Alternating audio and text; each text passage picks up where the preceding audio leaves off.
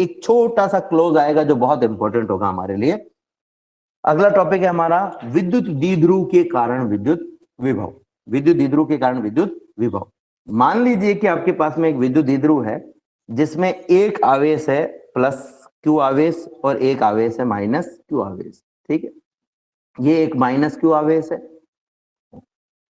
ये एक minus Q आवेश है, ये एक प्लस क्यू आवेश है।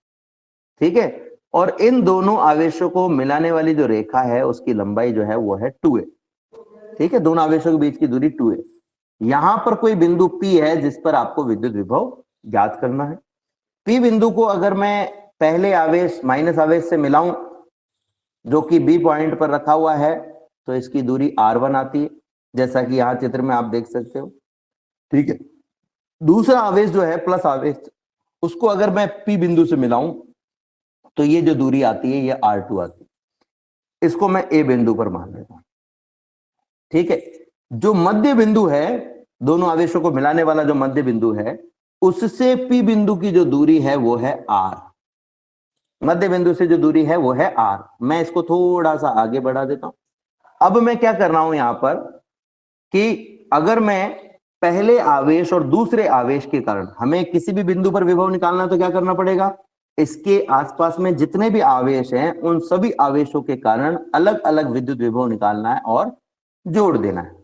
ठीक है, तो अब अगर मैं पहले आवेश यानी माइनस आवेश के कारण विद्युत विभव निकालना चाहूं, फिर से मैं चित्र को समझा रहा हूं, ध्यान से समझ लेना। एक माइनस क्यू आवेश है, एक प्लस क्यू आवेश है। प्लस क्यू आवेश ए बिंदु पर है, माइनस क्यू आवेश बी बिंदु पर है।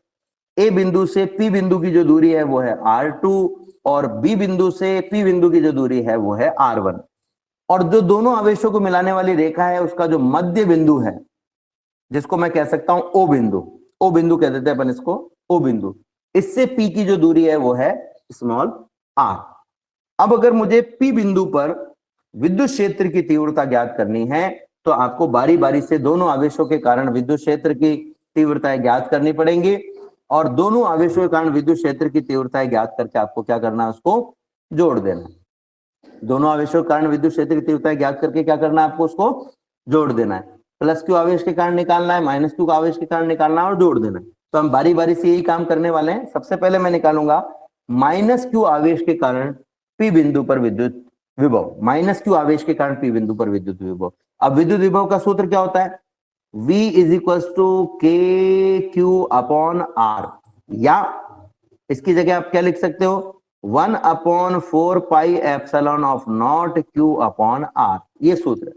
अब देखो अगर मैं माइनस क्यू आवेश के कारण निकालना चाहूं तो 1/4 पाई एप्सिलॉन नॉट की जगह तो 1/4 पाई एप्सिलॉन नॉट आ गया, नीचे आर की जगह आ गया R1, क्योंकि दूरी कितनी है, माइनस आवेश से पी बिंदु की दूरी कितनी है, R1 है, तो हम R1 लिख देंगे। और ऊपर हमें लिखना है आवेश Q, तो आवेश Q की जगह मैंने लिख दिया माइनस क्यू। माइनस क्यू क्यों, क्योंकि माइनस क्यू आवेश के कारण। अब एक बहुत इंपॉर्टेंट बात मैं बता रहा हूं, ध्यान से सुनना मेरी बात को। मैंने अब तक जितने भी सूत्र लिए थे उसमें माइनस आवेश होता था तब भी मैं प्लस में मान रखता था और प्लस आवेश होता था तब भी प्लस में रखता था। लेकिन अब की बार मैंने पहली बार ऐसा किया है कि माइनस आवेश के लिए माइनस में रखा है और प्लस आवेश के लिए प्लस में। क्यों, इसका कारण क्या, जब भी आप सदिश राशि की गणना करते हो तो आपको आवेश का परिमाण लेना होता है और अदिश राशि की गणना करते हो तो आवेश का मान लेना होता है। अभी तक हमने बल की और विद्युत क्षेत्र की गणना की थी और बल और विद्युत क्षेत्र दोनों ही सदिश राशियां थी। बल और विद्युत क्षेत्र दोनों ही सदिश राशियां थी, इसलिए आपको आवेश का परिमाण लेना था। और माइनस क्यू आवेश का परिमाण क्या होता है, वो भी प्लस में ही होता है, क्यू ही होता है, इसलिए हमने माइनस का भी प्लस में रखा और प्लस का भी प्लस में रखा। लेकिन अब जो राशि हम निकाल रहे हैं विद्युत विभव, वो एक अदिश राशि है और अदिश राशि है तो आपको क्या करना पड़ेगा, अदिश राशि में प्लस क्यू आवेश हो तो प्लस में लिखो, माइनस हो तो माइनस में लिखो। समझ में आ गई बात की माइनस क्यू लिखा हमने, पहले माइनस क्यू नहीं लिखा था और अब हमने माइनस क्यू लिखा है। तो आगे बढ़े हम इससे, आगे बढ़ते हैं। देखो अब इससे ये तो हमने निकाल लिया माइनस आवेश के कारण। अब अगर मैं प्लस आवेश के कारण निकालना चाहूं तो प्लस आवेश के कारण निकालना चाहूं तो प्लस आवेश के कारण आपको निकालना है तो हम क्या कहेंगे कि भाई प्लस आवेश के कारण हो जाएगा V2 और इसको हम कहेंगे हो जाएगा 1/4 पाई एप्सिलॉन ऑफ नॉट आवेश का मान Q बटा आवेश से उस बिंदु की दूरी जिस पर विभव ज्ञात करना है, यानी ए से पी की दूरी, और ये हो गई R2। ठीक है, तो आपके पास में V1 आ गया, V2 आ गया। अब आपको कुल विभव निकालना है तो क्या करना पड़ेगा, V1 और V2 को जोड़ दीजिए। लेकिन अभी हमारे पास में समस्या यह है कि हमें R1 और R2 के मान नहीं पता है। आपको जो नॉर्मली पता होता है वो मध्य बिंदु से दूरी यानी स्मॉल r पता होता है। ये स्मॉल r जो है ना, ये आपको पता होता है, R1 और R2 के मान नहीं पता होते। तो अब मैं अगर ज्ञात करना चाहूं तो उसके लिए मैं एक नया और उस नए चित्र को आपको ध्यान से समझना है। ठीक है, ये चित्र, बस इस चित्र को आगे बढ़ाऊंगा, ध्यान से देखना बच्चों। पहले तो मैं इन इक्वेशन को लिख करके कंक्लूजन पर पहुंच जाता हूं, उसके बाद में अपन बात करेंगे। अगर मुझे कुल विभव निकालना था क्या करना पड़ेगा, पी बिंदु पर कुल विभव कितना होगा, दोनों आवेशों के कारण विभवों के योग के बराबर होगा। पहले आवेश के कारण विभव है V1 और दूसरे कारण है V2, तो अपन क्या करते हैं, V1 और V2 को जोड़ देते हैं। तो देखो हमने V1 और V2 को जोड़ दिया। V1 का मान कितना है, 1/4πε0 माइनस का Q upon R1 plus 1/4πε0 plus का Q अपॉन R2। दोनों में से क्या कॉमन आ रहा है, 1/4πε0 कॉमन आ रहा है। बचा क्या, पहले में से अच्छा Q भी कॉमन आ रहा है इसमें से, Q भी दोनों में है तो Q को भी बाहर ले सकते हैं, ये Q भी बाहर आ गया। पहले में से माइनस का 1/R1 बचेगा और दूसरे में से प्लस का 1/R2। आप इसको अगर आगे पीछे लिखना चाहो तो 1/R2 को पहले लिख सकते हो, 1/R1 को बाद में लिख सकते हो, कोई फर्क नहीं पड़ेगा, बस चिन्ह उसका उसके साथ ही रहना चाहिए। यानी अपन इसको लिख सकते हैं Q/4πε0 into 1/R2 minus 1/R1। हमने केवल इतना किया है कि 1/R2 को पहले लिख दिया और 1/R1 को बाद में लिख दिया। तो ये आपके पास में एक फॉर्मूला आ जाएगा जो कि आप स्क्रीन पर देख सकते हो इस तरीके से। मैं इसको हाईलाइट कर देता हूं, ये मैंने इसको हाईलाइट कर दिया कि दोनों आवेशों के विभवों के जोड़ा, तो आपके पास में आ जाएगा 1/4πε0 माइनस का Q upon R1 plus 1/4πε0 plus का Q अपॉन R2। V1 और V2 के मान रखे, ज्यादा कुछ नहीं किया हमने परिणामी विभव के लिए। अब इन दोनों में से एक तो Q कॉमन आ गया और एक 1/4πε0 कॉमन आ गया, तो Q/4πε0 को बाहर ले लिया। पहले में से आपके पास में बचा हुआ है माइनस का 1/R1 माइनस का 1/R1 और दूसरे में से 1/R2। आप इसको अलग तरीके से लिखना चाहो, अगर इनकी पोजीशन चेंज करके लिखना चाहो तो 1/R2 को पहले लिख सकते हो और 1/R1 को बाद में, और वही हमने किया हुआ है, 1/R2 को पहले लिखा, 1/R1 को बाद में। दोनों का एलसीएम ले लेते हैं। दोनों का एलसीएम लेंगे तो क्या आएगा, देखते हैं। 1/R2 माइनस 1/R1, एलसीएम लेने का सबसे सरल तरीका, दोनों को गुणा कर दो, R1 इंटू R2। अब क्या करना है, इस R1/R2 में पहली राशि के हर यानी R2 का भाग देना है। R1 इंटू R2 में ये R1 इंटू R2 है, इसमें पहले राशि के हर यानी R2 का भाग दे दिया, कट गया R2 से R2, क्या बच गया आपके पास में, R1। ये तो एलसीएम लेना तो बहुत सिंपल सी चीज है। इस R1 को आपको इस 1 से गुणा करना है, ऊपर वाले 1 से गुणा करना है, तो आपके पास में आ जाएगा R1। और ऐसे ही दूसरा आपके पास में आ जाएगा R2, क्योंकि अब की बार आपको क्या करना है, R1 इंटू R2 में दूसरी राशि के हर यानी R1 का भाग देना। जब R1 का भाग दोगे तो R2 बचेगा। इस R1 इंटू R2 में आपको दूसरी राशि के हर R1 का भाग देना है, तो आपके पास केवल R2 बचेगा, और R2 को आप 1 से गुणा कर दोगे तो आपके पास में आ जाएगा माइनस का R2। ठीक है, तो इस तरीके से आपके पास में R1 minus R2 plus sorry upon R1 into R2 आपके पास में आ जाएगा। ये इक्वेशन आपके पास में यहाँ पर आ गई।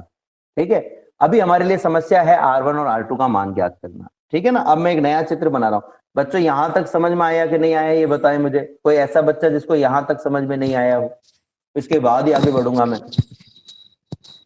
आ गया सर। आगे सर।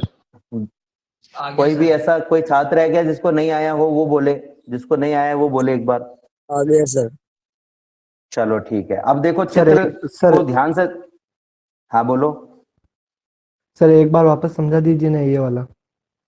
बिल्कुल बिल्कुल वापस समझा देता हूँ, कोई बात नहीं। देखिए हमें पी बिंदु पर विभव ज्ञात करना है, इस पी बिंदु पर विभव ज्ञात करना है। तो पी बिंदु पर जो विभव होगा वो ए बिंदु पर आवेश और बी बिंदु पर आवेश के कारण विभवों के योग के बराबर होगा। ठीक है, अब ए बिंदु पर आवेश क्या है, प्लस क्यू, और बी बिंदु पर आवेश क्या है, माइनस क्यू। तो हम क्या करेंगे, बारी बारी से इनके कारण आवेश के कारण विभव निकालेंगे। तो सबसे पहले मैं माइनस क्यू आवेश के कारण विभव निकाल लेता हूं। माइनस क्यू आवेश के कारण विभव का जो सूत्र है, किसी भी आवेश के कारण विभव का सूत्र होता है 1/4πε0 आवेश का मान बटा दूरी। दूरी किसकी, आवेश और उस बिंदु की दूरी जिस पर विभव ज्ञात करना है। यानी कि अगर हम माइनस आवेश के कारण निकाल रहे तो माइनस आवेश और पी बिंदु के बीच की दूरी, और प्लस आवेश के कारण निकाल रहे तो प्लस आवेश और उस बिंदु के बीच की दूरी। अब हमने माइनस आवेश के कारण निकाला तो हमने लिख दिया v1 बराबर 1/4πε0 माइनस का q अपॉन माइनस क्यू आवेश से पी बिंदु की दूरी r1 है, इसलिए r1 लिख दी। अब ऐसे मैं प्लस क्यू आवेश के कारण निकालना चाहूं तो आ जाएगा 1/4πε0 plus Q upon plus Q आवेश से दूरी r2 है तो r2 आ जाएगा। ठीक है, अगर आपको पी बिंदु पर कुल विभव निकालना है तो इसके आसपास में जितने भी आवेश हैं उन सब के कारण जो विभव है उसको जोड़ दो। तो पी बिंदु के आसपास दो ही आवेश हैं तो दोनों के विभव को आपको जोड़ना पड़ेगा, ये नहीं हो जाएगा v बराबर v1 प्लस v2। अब v1 और v2 के मान रख दो, तो v1 का जो मान है वो है 1/4πε0 माइनस का q अपॉन r1, और v2 का मान है 1/4πε0 q अपॉन r2। इन दोनों में से रवि मुझे बताएगा क्या क्या कॉमन आ सकता है भाई, क्या क्या ऐसी चीजें हैं जो दोनों समीकरणों में है। रवि बताओ। सर सर 1/4πε0 और ये क्यूब तो कॉमन आ रहा है। कॉमन आ गया। अब पहले में से क्या बचेगा आपके पास में, पहले में से आप नीचे जो लिखा हुआ उसको भूल 1/r1। जाओ, माइनस का 1/r1 बचेगा। 1/r1 नहीं, माइनस भी तो बचेगा, हाँ माइनस सर, का 1/r1 माइनस। और दूसरे में से बचेगा 1/r2। मैंने केवल इसको क्या किया, इसको रीअरेंज करके लिख दिया। तो रीअरेंज करके लिखोगे तो 1/r2 को पहले लिख दो और 1/r1 को बाद में लिख दो। तो देखो यही हमने किया हुआ है, यहाँ पर भी आप देख सकते हो। मैं इसको हाईलाइट कर देता हूँ, ये मैंने हाईलाइट कर दिया इसको, ये देखो यहाँ लिखा हुआ है। ठीक है, अब हम क्या करेंगे, इसका एलसीएम लेंगे। एलसीएम लेने का सबसे सरल तरीका क्या है, दोनों के हर को गुणा कर दो। तो 1/r2 माइनस 1/r1 में पहली राशि का हर और दूसरी राशि का हर क्या क्या है, एक का हर है r2 और एक का हर है r1, तो दोनों को गुणा कर देते हैं। क्या हो गया आपके पास में r1 इंटू r2। अब देखो एलसीएम को सॉल्व करने का तरीका क्या होता है, जो आपने एलसीएम लिया है, ठीक है ना, जो आपने एलसीएम लिया है r1 इंटू r2, उसमें पहली राशि के हर का भाग दो, पहली राशि के हर का भाग दो। यानी r1 इंटू r2 में पहली राशि का हर कितना है, रवि बताएगा मुझे। पहली राशि का सर r2। r2, तो इसमें r2 का भाग दे दो, तो r2 से r2 कट जाएगा। हाँ ठीक है, अब बचा क्या आपके पास में, यस सर, r1। r1 बचा। इस r1 को आपको ऊपर जो राशि है, ऊपर कौन है, 1 है, तो 1 से गुणा कर दो। r1 को 1 से गुणा करेंगे तो क्या आएगा, r1। ठीक है, फिर माइनस का चिन्ह बीच में है तो माइनस का चिन्ह लगा दिया। अब आपको क्या करना है, r1 इंटू r2 जो आपने एलसीएम लिया था उसमें दूसरी राशि का हर, दूसरी राशि का हर क्या है, r1, r1 का भाग दे r1 देना। तो r1 से r1 कट जाएगा, क्या बचेगा, r2। r2 बचेगा। उस r2 को किससे गुणा करेंगे, ऊपर जो 1 है, ऊपर 1 लिखा हो तो 1 से गुणा कर दो, 2 लिखा हो तो 2 से गुणा कर दो। तो r1 को 1 से गुणा करेंगे, सॉरी r2 बचा है, r2 को 1 से गुणा करेंगे तो आ जाएगा r2। तो ये आ गया आपके पास में r1 minus r2 upon r1 r2। बताओ अब कोई दिक्कत, नहीं आ सर। गया समझ में बेटा, चले आगे। Yes sir. चलो देखो Yes, बेटा, सबसे इंपॉर्टेंट बात है आप लोगों को समझ में आना चाहिए। अगर आपको कोई स्टेप समझ में नहीं आ रहा है तो आप एक बार पूछो, 2 बार पूछो, 10 बार पूछो, ठीक है ना। हमारा उद्देश्य सिर्फ लिखना नहीं है, हमारा उद्देश्य सिर्फ इसको देखना या सुनना नहीं है, हमारा उद्देश्य आपके समझ में आना चाहिए। ठीक है, अब मैं जो चित्र पीछे बनाया था उसी चित्र को बना रहा हूं, ध्यान से समझना। ये माइनस क्यू आवेश है, ये प्लस क्यू आवेश है, ये पी बिंदु है। इन दोनों आवेशों के बीच की जो दूरी है वो है 2a। ये इसका मध्य बिंदु है, मध्य बिंदु से थोड़ी सी टेढ़ी हो गई रेखा, मध्य बिंदु से पी बिंदु को जो मिलाने वाली रेखा है वो है r। ठीक है, ये मध्य बिंदु को हमने नाम दिया है o, और ये जो बिंदु है इसको मैंने यहां मिला दिया, ये कहलाया हमारा r1। मैंने अभी r2 नहीं बनाया, r2 मैं बाद में बनाऊंगा। ठीक है, अब देखो आप मुझे बताओ, देख करके चित्र को देख करके बताओ कि ये जो बी बिंदु था और ये जो पी बिंदु है, इस बी बिंदु से पी बिंदु की जो दूरी है जिसको हमने नाम दिया है r1, और ओ बिंदु से पी बिंदु की जो दूरी हमने दी है जिसको नाम दिया हमने r, ये दोनों बराबर है क्या, ये दोनों बराबर हैं क्या?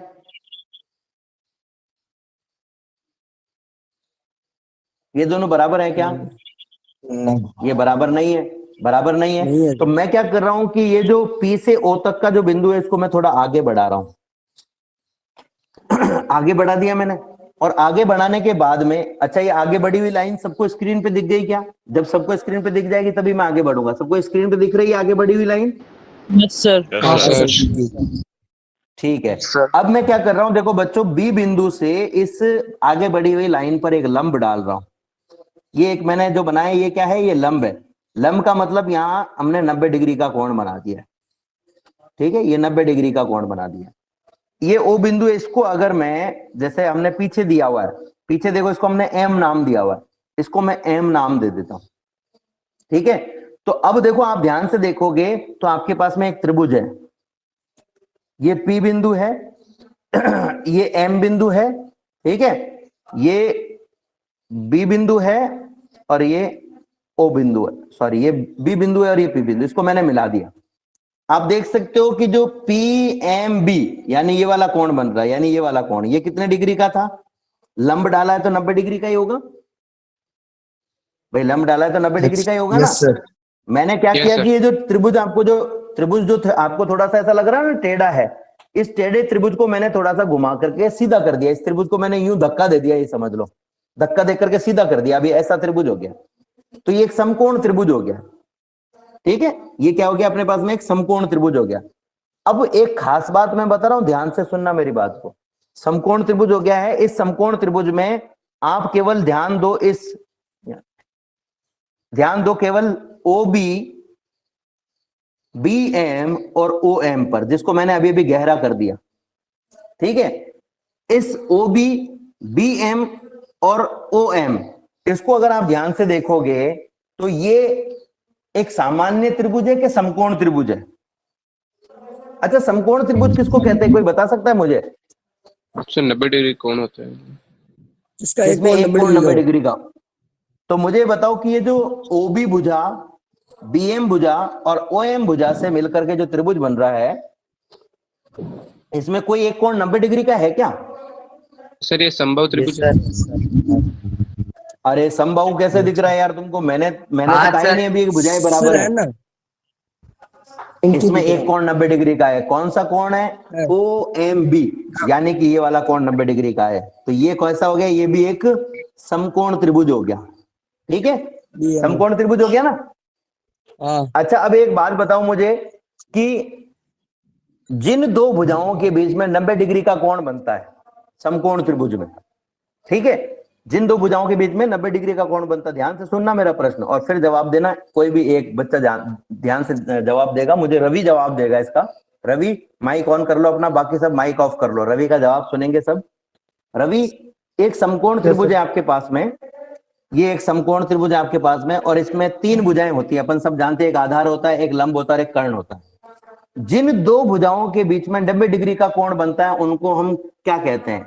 आधार, लंब और कर्ण। इनमें से कौन कौन सी भुजाएं होती हैं जिनके बीच में 90 डिग्री का कोण बनता है? सर लंब और आधार। वेरी गुड, लंब और आधार के बीच में 90 डिग्री का कोण बनता है। तो ये जो त्रिभुज बन रहा है ओ बी एम, इसमें देखो ये जो कोण है, ये एम के कोने पे जो बन रहा है ये 90 डिग्री का है। तो मुझे कोई बता सकता है इसमें आधार कौन सा है? सॉरी, आधार और लंब कौन कौन से हैं? सर आधार तो BM एक बोलो, प्रिंस बोलेगा, प्रिंस सोनी बोलेगा, एक जना बोलो कोई। प्रिंस सोनी बोलेगा, आधार तो एक है, बोलो कोई। आधार तो है OM और लंब में BM। Very good, O M और बी एम। अब इनमें से कोई भी एक आधार हो सकता है, कोई भी एक आधार है, कोई भी एक कर्ण है, कोई भी एक लंब है, कोई भी एक आधार है। अपन उस पर चर्चा बाद में करेंगे। पर एक बात तो पक्का हो गई कि ओ एम और बी एम अगर आधार और लंब है तो ओ बी क्या है? कर्ण ओबी क्या है? कर्ण है।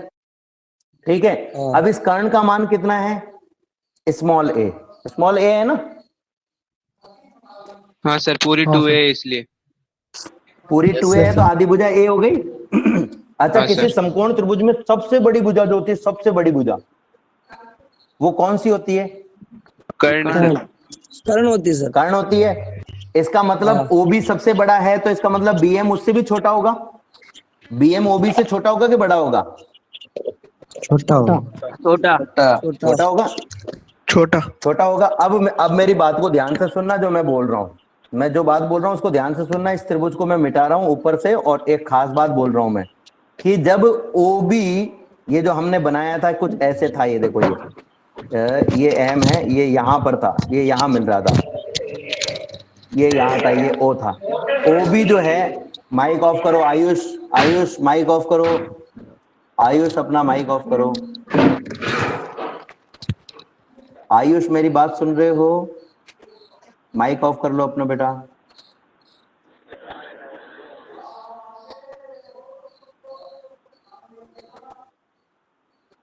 हाँ, आगे बढ़े हम। देखो OB जो है वो कर्ण है इसका, तो BM जो है वो इसका आधार या लंबवत होगा, यानी कि BM OB से छोटा होगा। अब OB का जो मान है वो है A, तो BM का मान A से भी छोटा होगा। अब देखो बच्चों, हम सब जानते हैं कि जो किसी भी त्रिभुज की या किसी भी चतुर्भुज की या किसी भी भुजा की हम बात करें, तो जो एक विद्युत द्विध्रुव होता है उसमें दोनों आवेशों के बीच की जो दूरी होती है वो अत्यल्प होती है। अत्यल्प होती है तो आधी दूरी तो और भी छोटी होगी, यानी OB का मान या A जो है वो छोटा होगा, तो BM का मान तो OB से भी छोटा है। BM का मान तो OB से भी छोटा है ना। अभी जो अपन ने त्रिभुज बनाया है, ये पीछे दिखा देता हूं मैं आपको, आप ये देख सकते हो, ये पीछे बना हुआ है अभी त्रिभुज। तो ये जो BM है, ये BM है, ये BM दिखने में आपको कर्ण जैसा दिख रहा है, लेकिन ये कर्ण नहीं है। एक्चुअल में क्या है, ये या तो लंब है या आधार है, क्योंकि यहां पर क्या बन रहा है, 90 डिग्री का कोण। मैं इसको ऐसे बना देता हूं, ये देखो, ये था M, ये था B, ये था O, यहां 90 डिग्री का कोण बन रहा है, यानी BM कौन है, या तो लंब है या तो आधार है, और लंब या आधार हमेशा कर्ण से छोटा होगा। अब कर्ण का मान A है, तो BM का मान और भी छोटा होगा, A से भी छोटा होगा। अब चूंकि दोनों आवेशों के बीच की दूरी, ध्यान से मेरी बात को सुनिएगा, बीच में अरविंद अपना माइक ऑफ करो, ध्यान से सुनो जो मैं बोल रहा हूं, जो मैं आपको समझाना चाह रहा हूं उस पर कॉन्सेंट्रेट करो। मैं 1 मिनट माइक ऑफ करता हूं सभी का।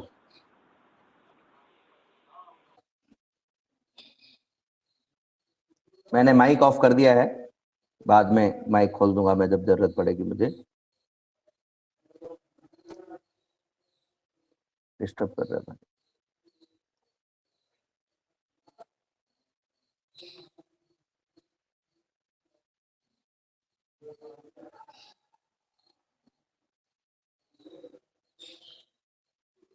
हम जो पढ़ रहे थे उसी पर हम आगे बढ़ेंगे। मैं चित्र पर वापस से आता हूं। अपना जो चित्र मैंने बनाया था, उस चित्र में जो मैं समझाना चाहता हूं वो आप तक पहुंच जाएगी बात। अब ये समझ लीजिए कि ये जो स्टेप है वो अपना खत्म होने वाला है। तो हमने कुछ इस तरीके से बनाया था, ये माइनस का आवेश था हमारे पास में, ये माइनस का आवेश था, ये प्लस का आवेश था, यहाँ कोई बिंदु P था, इन दोनों को मिलाने वाली रेखा मध्य बिंदु O से जब मिल रही थी दूरी R थी, ये दूरी R1 थी। मैंने इस दूरी R को और पीछे बढ़ाया था, ये इसको हमने M पर मिलाया था। तो जो BM रेखा है उसकी लंबाई OB से कम होगी। OB की लंबाई A है। हम सब जानते हैं कि किसी विद्युत द्विध्रुव में दो आवेशों के बीच की दूरी अत्यल्प होती है। ये जो है वो अर्ध दूरी कहलाती है। अर्ध दूरी और भी अल्प होगी, क्योंकि BM इस A से भी छोटा है, यानी ये दूरी और भी कम होगी। अब ध्यान से सुनना मेरी बात को, ये एक त्रिभुज मैं बना रहा हूं, आप देखो इसको, इसमें एक रेखा है नीचे AB, ये आधार रेखा है, ठीक है, और ये ऊपर जो है वो है बिंदु C। अगर मैं A बिंदु को थोड़ा सा पास में ले आऊं तो मुझे ये बताओ कि AC जो पहले वाली रेखा थी और BC, इन दोनों में अंतर था या बराबर थी?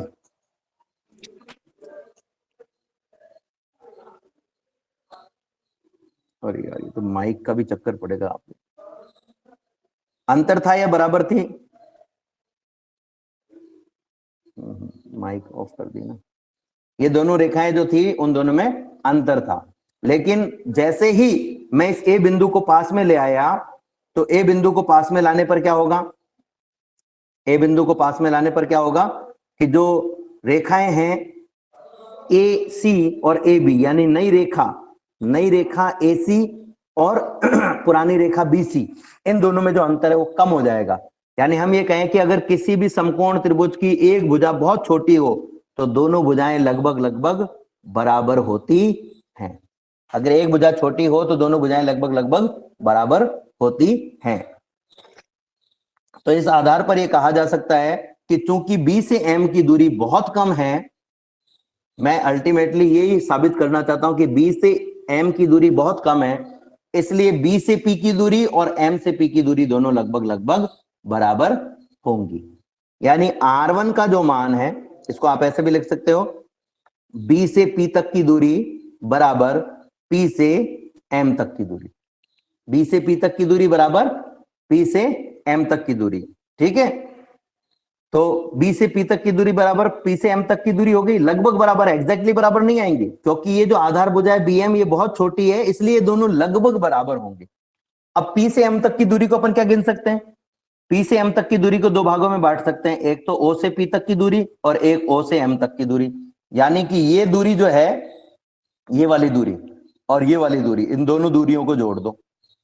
यानी हम कह सकते हैं बीपी बराबर हो जाएगा OP plus P M, OP plus P M, OP plus P M. मैं सबके माइक ऑन कर रहा हूं, अब आप जरूरत पड़े तो ही बोलें, अपना माइक ऑन करें, ध्यान रखें क्लास में, क्योंकि आपसे रिप्लाई नहीं आता है तो फिर पता नहीं चलता है कि आप लोगों को समझ में आ रहा है कि नहीं आ रहा है।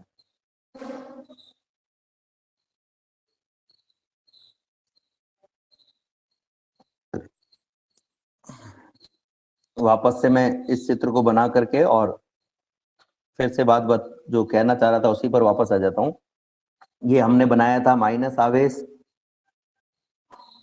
आवेश, ये प्लस आवेश, ये पी बिंदु हमने ओ से मिला दिया था, ये बी बिंदु से मिला हुआ था, इसको हमने नीचे की तरफ मिला दिया है, इसको हमने नीचे की तरफ मिला दिया है, यहां हमने एम को मिलाया था। मैंने आपको कहा था कि ओ से बी तक की दूरी ए है, बी से एम तक की दूरी जो है वो ओ बी की तुलना में कम है, यानी कि ये और भी छोटी होगी। क्योंकि दोनों आवेशों के बीच की दूरी बहुत कम होती है, इसलिए ये जो बी एम भुजा है वो बहुत छोटी होगी। अगर बी एम भुजा बहुत छोटी होगी तो हम ऐसा कह सकते हैं कि जो बीपी है उसका मान लगभग बराबर होगा एम पी के। बच्चों समझ में आई ये बात कि नहीं आई, क्यों बराबर होगा ये? जब भी कोई त्रिभुज में, ध्यान से सुन लेना मेरी बात, जब भी कोई त्रिभुज में एक भुजा बहुत छोटी होती है तो बाकी दो भुजाएं लगभग लगभग बराबर होती है। तो चूंकि बी एम का मान बहुत छोटा है, इसलिए बाकी दोनों भुजाएं पी एम और बीपी दोनों लगभग लगभग बराबर होंगे। अब जो पी एम या एम पी का मान है वो किसके बराबर होगा? OP plus O M. ये ओ एम में इस ओपी को जोड़ दीजिए तो आपके पास में ओपी प्लस पी एम आ जाएगा। ठीक है, अब ओपी का मान कितना है? तो ओपी का मान जो है वो है आर, और ओ एम का मान हमें पता नहीं है, तो ओ एम का मान हम निकालेंगे। बीपी बराबर क्या आ जाएगा? बीपी बराबर कितना? बीपी जो है वो है R1, तो R1 बराबर आ जाएगा आर प्लस ओ एम। यहां तक किसी को कोई दिक्कत? यहां तक समझ में आया कि नहीं आया? सर आ गया यहाँ तक तो बनना आ गया सर, यहाँ तक आ गया सर, चलो यहाँ तक आ गया। चलो ठीक है, इससे आगे चलते हैं। तो देखो ये लाइन आपको यहाँ पर दिखाई दे रही है। अब अपने को क्या करना है? अपने को यहाँ पर ओपी का मान तो पता है, ओ एम का मान चाहिए। तो मैं इस पीछे वाले चित्र में आ जाता हूं। ये जो नीचे वाला जो त्रिभुज है केवल ये बना रहा हूं। नीचे वाले त्रिभुज में देखो, एक तो ओ बिंदु, एक बी बिंदु, एक एम बिंदु है, तो मैं इसको यहां पर बना देता हूं। ये हमारे पास में कुछ ऐसा था, ये ऐसा त्रिभुज है, ठीक है, ये ऐसा त्रिभुज है। ये तो है ओ बिंदु, ये है बी बिंदु, ये है एम बिंदु, और यहां एक रेखा हमने ऊपर की तरफ बढ़ाई थी जो पी बिंदु तक जा रही थी। ठीक है, ये कोण जो है इसको मान लेते हैं हम थीटा। यहां पर देख सकते हो पिछले वाले चित्र में आप, जो ओपी भुजा है वो ओ ए के साथ में जो कोण बना रही है उसको हमने थीटा माना हुआ है। तो ये अगर थीटा है तो इसके सामने वाला जो कोण है वो भी क्या होगा? थीटा। देखो इस तरीके से, ये चित्र कुछ इस तरीके से था हमारा, कुछ इस तरीके से था ये चित्र, इस तरीके से। ये कोण थीटा है तो ये वाला कोण भी क्या होगा? थीटा होगा, शीर्षाभिमुख कोण है। शीर्षाभिमुख कोण बराबर होते हैं, आमने सामने कोण बराबर होते हैं। तो ये कोण थीटा था, तो ये कोण भी अपने पास में आ जाएगा थीटा। ठीक है ना। अब देखो ये 90 डिग्री का कोण है, ये कोण थीटा है। थीटा के सामने वाली भुजा हमेशा होती है लंब, यानी BM तो हो गया लंब, मैं नीचे लिख देता हूं BM हो गया लंब। ठीक है। और जो OM है वो हो जाएगा आधार, OM हो जाएगा आधार। ठीक है। और जो OB है वो हो जाएगा कर्ण। कर्ण कौन होता है? जो 90 डिग्री के एंगल में भाग नहीं लेता है। हमको किसका मान निकालना है? हमको निकालना है OM का मान, यानी आधार का मान निकालना है। OM का मान चाहिए, OP का मान तो अपने पास ऑलरेडी है, और हमें जो दिया हुआ है वो है OB का मान, यानी कर्ण का मान दिया। आधार का मान निकालना है और कर्ण का मान दिया हुआ है। तो आधार और कर्ण में रिलेशन क्या होता है? तो आधार और कर्ण में रिलेशन होता है cos थीटा बराबर आधार बटा कर्ण। अब इस त्रिभुज को देख के बताओ कि आधार कौन है? OM OM OM है। और कर्ण कौन है? तो OB कर्ण है OB। तो OM अपॉन OB आ गया अपने पास में। उसको A भी रख सकते हैं अपन, अभी केवल नाम लिख रहे हैं उसका। तो आप देख सकते हैं कि इस त्रिभुज में हमने क्या लिख दिया है, हमने cos थीटा बराबर, यहां पर मैं इसको हाईलाइट कर देता हूं, cos थीटा बराबर आधार बटा कर्ण, और ये हो गया OM अपॉन OB। और OB का जो मान है वो है स्मॉल a। तो आपके पास में आ गया OM अपॉन स्मॉल a। ठीक है। अब इस स्मॉल a को अपन क्या करते हैं, इस दूसरी तरफ लेके चले जाते हैं। तो आपके पास में क्या आ जाएगा? OM, प्रिंस सोनी अपना माइक ऑफ कर लो, a cos theta. Mohammad Javed Rangrez mic off करो, OM बराबर a cos थीटा। ठीक है, ये OM का मान आ गया। अब हमारे पास में जो पीछे समीकरण था, मैं उस पीछे वाले समीकरण पे चलता हूं। तो पीछे वाला समीकरण क्या था? R1 बराबर OM प्लस OP। तो OM का मान तो हो गया a cos थीटा और OP का मान हो गया R। ये दोनों मान अगर हम रख देंगे तो R1 का मान आपके पास में आ जाएगा a cos theta plus R। ऐसे ही अपने को R2 का मान निकालना है। तो R2 का मान निकालने के लिए क्या करेंगे हम? R2 का मान निकालने के लिए हम क्या करेंगे कि ये मैं चित्र को वापस से बना रहा हूं। ये चित्र ये बन गया हमारा -q आवेश, ये +q आवेश, यहां पर P बिंदु था, ये दोनों को मिलाने वाली रेखा है, इसको मैंने यहां मिलाया था, इसको यहां मिलाया था, इस रेखा को यहां बढ़ा। अब पिछली बार मैंने जो लंब था वो नीचे की तरफ डाला था, अब की बार मैं लंब ऊपर की तरफ डाल रहा हूं। ये ऊपर की तरफ मैं लंब मैंने डाल दिया। ठीक है। ये बिंदु है O, ये बिंदु है O, ये बिंदु है P, इसको मैं कह देता हूं N। ठीक है। वही बात हम कहेंगे कि OA जो है, ये लंब डाला तो ये जो कोण बन रहा है वो होगा 90 डिग्री। कौन सा कोण? AN और ON के बीच में, ये AN और ON के बीच में जो कोण बन रहा है वो है 90 डिग्री। अगर ये 90 डिग्री है तो AN और ON में से एक तो आधार होगा और एक लंब होगा, और जो बची हुई भुजा है यानी OA वो होगी कर्ण। और हमने पहले ही कहा था कि कर्ण जब बड़ा होता है, कर्ण तो हमेशा ही बड़ा होता है, तो इसका मतलब जो लंब है AN वो और भी छोटा होगा। अब आप इस त्रिभुज को देखो ध्यान से, जिसको मैं गहरा कर रहा हूं, ये मैंने गहरा कर दिया है। ठीक है ना। कौन सा त्रिभुज है ये? APN। तो APN में जो AN भुजा है वो इस स्मॉल a से भी छोटी है, यानी बहुत छोटी है। और किसी त्रिभुज की एक भुजा जब छोटी हो तो बाकी दोनों भुजाएं लगभग लगभग बराबर होती हैं। और इसका मतलब क्या हो जाएगा? इसका मतलब हो जाएगा कि AP का जो मान है वो लगभग लगभग बराबर है PN के या NP के। या तो PN कह दो या NP कह दो। अब आपको PN या NP का मान निकालना है तो कैसे निकालना पड़ेगा? इस पूरी भुजा में से, ये पूरी जो भुजा है OP, इसमें से ON को घटा दो। पूरी भुजा OP में से ON को घटा दो। तो अपन क्या करते हैं? OP माइनस ON, और ON का मान बिल्कुल वैसे ज्ञात करेंगे जैसे OM का ज्ञात किया था, OM का जैसे ज्ञात किया था। तो अब मैं इसको वापस से केवल जो छोटा त्रिभुज है वो बना रहा हूं। और छोटा त्रिभुज हमारा क्या है? छोटा त्रिभुज है हमारा ये O बिंदु था, ये A बिंदु था, यहां से एक N हमारे पास आया, इन दोनों को मिला दिया, ये कोण थीटा था। थीटा के सामने वाली भुजा हो गई लंब, पास वाली भुजा हो गई आधार, और ये हो गया कर्ण। तो लंब तो हो गया आपके पास में AN, आधार हो गया आपके पास में ON, और जो कर्ण है वो हो गया OA। तो अब आपको cos थीटा निकालना है, तो कॉस थीटा बराबर हो जाएगा आधार ओ एन अपॉन कर्ण ओ ए। कॉस थीटा क्यों निकाला? क्योंकि हमें ओ एन का मान चाहिए था, आधार का मान चाहिए था। वही पहले की तरह कॉस थीटा बराबर ओ एन अपॉन ओ ए का मान स्मॉल ए है, ओ से ए की दूरी, ए पर प्लस आवेश से तो स्मॉल ए हो गया, स्मॉल ए को इधर ले आओ तो आपके पास में आ जाएगा ओ एन बराबर small A cos of theta. तो इस तरीके से ओ एन का मान भी हमारे पास में आ सकता है, जो कि हम आगे काम में लेने वाले हैं। अब आप यहां पर ध्यान से समझें इसको।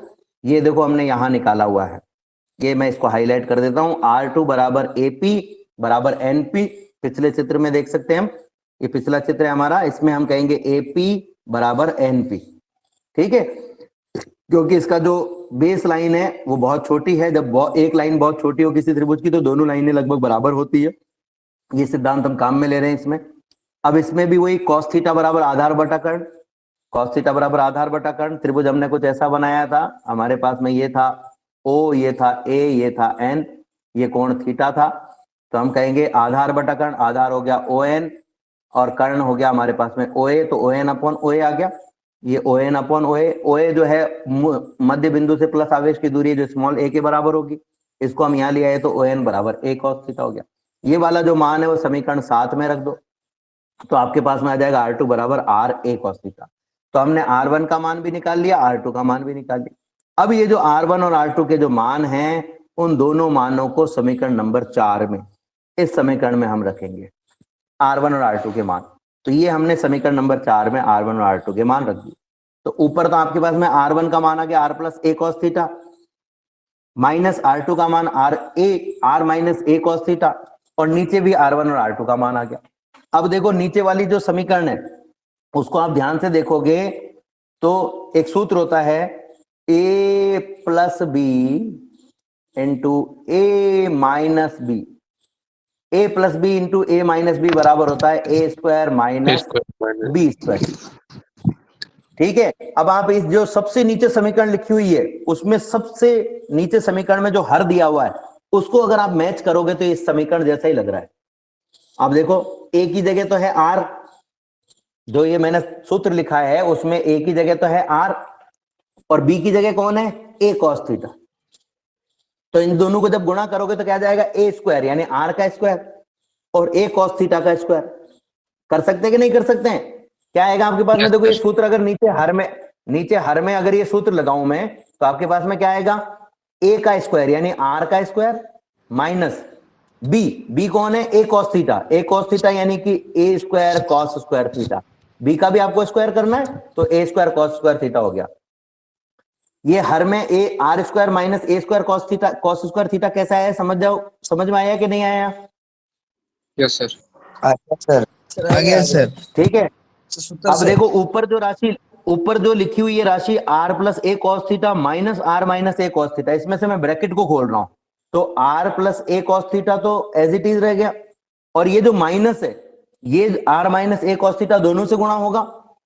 तो माइनस जब R से गुणा होगा इस पद से इस पद से जब माइनस गुणा होगा तो क्या हो जाएगा माइनस का R, और माइनस के A cos थीटा से होगा गुणा तो हो जाएगा प्लस का A cos थीटा।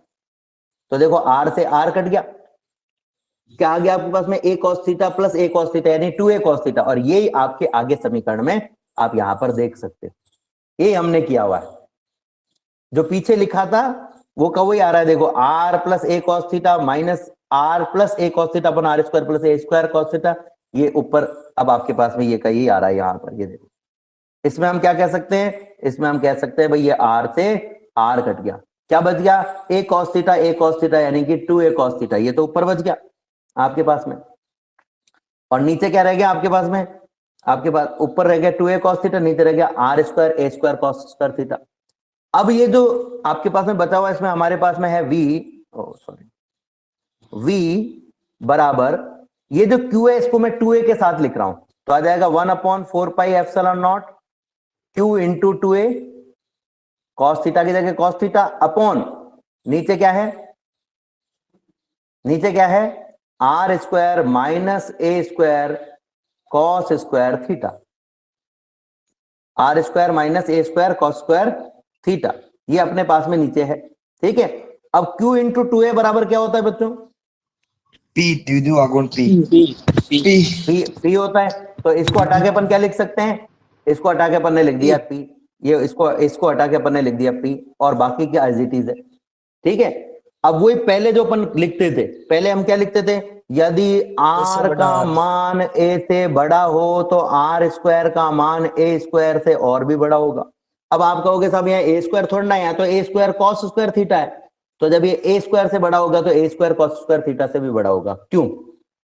मान लो कि A का मान 4 है, तो कॉस स्क्वायर थीटा से गुणा करने पर इस पर क्या प्रभाव पड़ेगा? कॉस थीटा का अधिकतम मान होता है 1, यानी मैं बड़े से बड़े मान से भी गुणा कर दूं तो भी ये 4 ही आएगा, और छोटे मान से गुणा करो तो ये और छोटा हो जाएगा। यानी हम क्या कर सकते हैं? आर स्क्वायर के सापेक्ष ए स्क्वायर कॉस स्क्वायर थीटा को अपन क्या कर सकते हैं? नेग्लेक्ट कर सकते हैं, नगण्य मान सकते हैं। अब खास बात ध्यान रखना, फिर से मैं बोल रहा हूं, पहले भी मैंने बात समझाई थी आपको, जो बात बोल रहा हूं उसको ध्यान से सुनो। जब भी आप किसी को नगण्य मानते हो, इसका मतलब आपको उसको हटाना है। आप कहां से हटा सकते हो उसको? पहली बात तो उस पद में से हटा सकते हो जहां पर वो या तो जोड़ में दिया हो या बाकी में दिया हो, नंबर एक बात। और दूसरी बात कि जिसके साथ में जोड़ या बाकी में दिया हो उससे छोटा होना चाहिए। तो ये जो समीकरण है, इसमें से अपन ए स्क्वायर कॉस स्क्वायर थीटा को हटा सकते हैं क्या? तो हम कहेंगे हाँ, ये बाकी में दिया हुआ है। दूसरी बात, ये किसके साथ बाकी में दिया हुआ है? आर स्क्वायर के साथ बाकी में दिया हुआ है। आर स्क्वायर का मान इससे बहुत बड़ा है, इसलिए आप इसको हटा सकते हो। अगर ये गुणा में होता तो नहीं हटा सकते थे, जैसे ऊपर का कॉस थीटा, इसको नहीं हटा सकते हो आप क्योंकि ये गुणा में है। नीचे वाला ए स्क्वायर कॉस स्क्वायर थीटा, इसको हटा सकते हो क्योंकि ये बाकी में है। और दूसरी बात, किसके साथ बाकी में है? आर स्क्वायर के साथ में। अब एक चीज और देखो, मान लो नीचे होता ए स्क्वायर माइनस ए स्क्वायर कॉस स्क्वायर थीटा, तो ये जो ए स्क्वायर है, ए स्क्वायर कॉस स्क्वायर थीटा, क्या आप इसको हटा सकते थे? तो हम कहेंगे जोड़ या बाकी में होना चाहिए, बाकी में है, ठीक है। किसके साथ जोड़ या बाकी में होना चाहिए? उसके साथ जोड़ या बाकी में होना चाहिए जिससे ये बहुत छोटा है। तो ये किससे छोटा है? ये आर स्क्वायर से छोटा है। क्या ये आर स्क्वायर के साथ में जोड़ या बाकी में है? तो हम कहेंगे नहीं, ये आर स्क्वायर के साथ में जोड़ या बाकी में नहीं है, इसका मतलब अपन इसको नहीं हटा सकते। अगर नीचे जो आर स्क्वायर लिखा हुआ है उसकी जगह ए स्क्वायर लिखा हुआ होता तो आप इसको नहीं हटा सकते थे। जिसके साथ ये जोड़ या बाकी में लिखा हुआ हो उससे अगर बहुत छोटा हो तो ही आप इसे हटा सकते हो, नहीं तो नहीं हटा सकते हो। बात समझ में आई कि नहीं आई? ए स्क्वायर कॉस स्क्वायर थीटा को आप तभी हटा सकते हो जब ये जोड़ या बाकी में हो, पहली शर्त। दूसरी शर्त, जिसके साथ जोड़ या बाकी में हो वो बहुत बड़ा होना चाहिए इससे। तो ए स्क्वायर कॉस स्क्वायर थीटा जोड़ या बाकी में है। दूसरी शर्त कि ये आर स्क्वायर के साथ में जोड़ या बाकी में और आर स्क्वायर इससे बहुत बड़ा है, तो अब हम इसको हटा सकते हैं। तो हमने इसको यहां से हटा दिया, इसको हमने यहां से हटा दिया। तो आपके पास में सूत्र क्या आ गया? हटाते आपके पास में सूत्र आ गया है v बराबर 1/4 pi epsilon not p cos theta upon r square. अब देखो, ये जो आपके पास में लिखा हुआ है v बराबर 1/4 pi epsilon not p cos theta upon r square, अगर मैं इसको ऊपर r से गुणा कर दूं और नीचे r से गुणा कर दूं तो क्या आ जाएगा आपके पास में? v बराबर, इसकी जगह तो मैं लिख रहा हूं k, ऊपर हो जाएगा p into R into cos of theta और नीचे हो जाएगा आर क्यूब, ठीक है। अब देखो, एक सूत्र होता है a डॉट b बराबर ए बी कॉस थीटा। तो ए बी कॉस थीटा को वापस क्या लिख सकते हो आप? ए डॉट बी लिख सकते हो ना। तो अब देखो यहां क्या लिखा हुआ है, p into R cos theta, इसको क्या लिख सकते हो वापस? P डॉट R तो इसको हम लिख सकते हैं p डॉट आर। तो अपने पास में नया फॉर्मूला क्या आ जाएगा? ये ऊपर वाला हट जाएगा और इसकी जगह आ जाएगा नया फॉर्मूला p डॉट आर। तो अगर ये इस तरीके से आता है तो भी इसका मतलब ये सही है। अब इसमें अपन दो कंडीशंस ले रहे हैं। कंडीशन नंबर 1 बहुत सरल सी कंडीशन है। कंडीशन नंबर 1, जब ये p बिंदु अक्ष पर हो, ये ऐसे रखा हुआ है माइनस क्यू प्लस क्यू, ठीक है, ये p बिंदु यहां था। अगर आप इसको अक्ष पर लोगे तो ये जो P बिंदु है वो नीचे आ जाएगा और जो कोण थीटा है उसका मान हो जाएगा 0। ठीक है, तो अगर आप इसको अक्ष पर लोगे तो cos थीटा में थीटा बराबर 0 हो जाएगा और थीटा बराबर 0 हो जाएगा तो cos 0 का मान होता है 1। ये जो ऊपर समीकरण है इसमें cos थीटा में थीटा की जगह 0 रख दो तो cos 0 बराबर होता है 1 और 1 रखेंगे तो क्या रह जाएगा, तो cos थीटा यहाँ से हट जाएगा, आपके पास आ जाएगा 1/4πε0 P/r²। ये आएगा अक्ष पर। और अगर ये P बिंदु निरक्ष पर होता तो यहां होता, तो अभी यहां है, यहां से घुमा करके इधर ले जाता तो कोण का मान कितना हो जाता भाई, थीटा का मान कोई बता सकता है मुझे? 90 very good very good, 90 degree हो जाता। तो 90 डिग्री हो जाता तो हम यहाँ रखते साइन 90 नहीं बेटा, मैं घटक तोड़ना निकाल रहा हूं, मैं केवल थीटा निकाल रहा हूं। जब मैं घटक निकालूंगा तब कॉस और साइन कहना है, अभी मैं केवल कोण निकाल रहा हूं, मैं केवल कोण की बात कर रहा हूं कि P बिंदु यहां से यहां चला जाता तो ये कोण कितना हो जाता, ये कोण हो जाता 90 और ये कोण 90 हो जाता तो यहाँ जो cos थीटा दिया हुआ है इसमें थीटा का मान 90 रख दो, क्या जाएगा cos 90। cos 90 का मान कितना होता है 0 और 0 से सबको गुणा करोगे तो v बराबर कितना आ जाएगा 0। 0 v बराबर आ जाएगा आपके पास में 0। अब देखो बहुत खास बात है इसमें कि देखो मैं निरक्ष की बात कर रहा हूं, निरक्ष पर हमारे पास में है v बराबर k p/r² cos 90। ठीक है ना, निरक्ष पर cos 90। अगर मैं r का मान cos 90 का मान होता है 0, ठीक है ना, v बराबर k p/r³ r² 0। अगर r का मान आप 2 सेंटीमीटर रखोगे तो कितना आएगा v का मान? सर 0 आएगा ना। और अगर 3 रखोगे तो आएगा सर, तो v 5 आएगा रखोगे सर। तो 0 आएगा, सब जगह 0 0 आएगा। इसका मतलब निरक्ष पर हर बिंदु पर विभव का मान 0 आता है और निरक्ष पर विभव 0 आता है तो विषुवतीय तल में भी 0 आएगा। विषुवतीय तल और निरक्ष एक ही बात है। इसका मतलब क्या हुआ कि किसी भी विद्युत द्विध्रुव के विषुवतीय तल में, ध्यान से सुनना, किसी भी विद्युत द्विध्रुव के विषुवतीय तल में प्रत्येक बिंदु पर विभव का मान 0 होता है। अब भले ही प्रत्येक बिंदु पर 0 ही हो लेकिन है तो बराबर, यानी द्विध्रुव के विषुवतीय तल में प्रत्येक बिंदु पर विभव का मान एक समान और शून्य होता है और जब किसी भी तल में विभव का मान एक समान हो तो उसे समविभव पृष्ठ कहते हैं। यानी कि विद्युत द्विध्रुव का अगर आपको कोई पूछे समविभव पृष्ठ कहां होता है तो आप कहोगे विषुवतीय तल में। समविभव पृष्ठ कहां पर होता है? विषुवतीय तल में। क्यों होता है? क्योंकि विषुवतीय तल में प्रत्येक बिंदु पर विभव का मान 0 होता है। ठीक है बच्चों।